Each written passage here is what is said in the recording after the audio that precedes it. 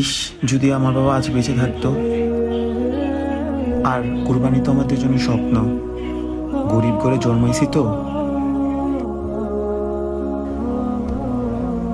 শোন বন্ধু, এবারও অন্যের কুরবানি দেখে আমাদের খুশি থাকতে হবে। এবারও আমরা কুরবানি দিতে পারছি না।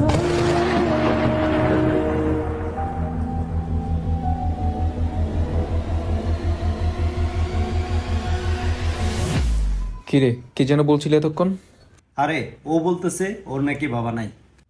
হুম। ওরা বলতেছে ওরা নাকি কুরবানি দিতে পারবে না।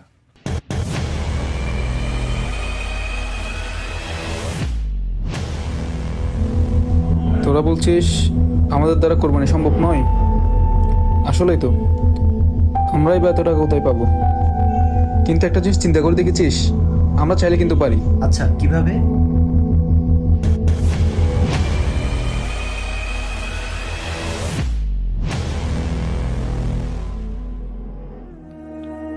কে বলছে কোরবানি শুধু গরু ছাগল দিয়ে হয়?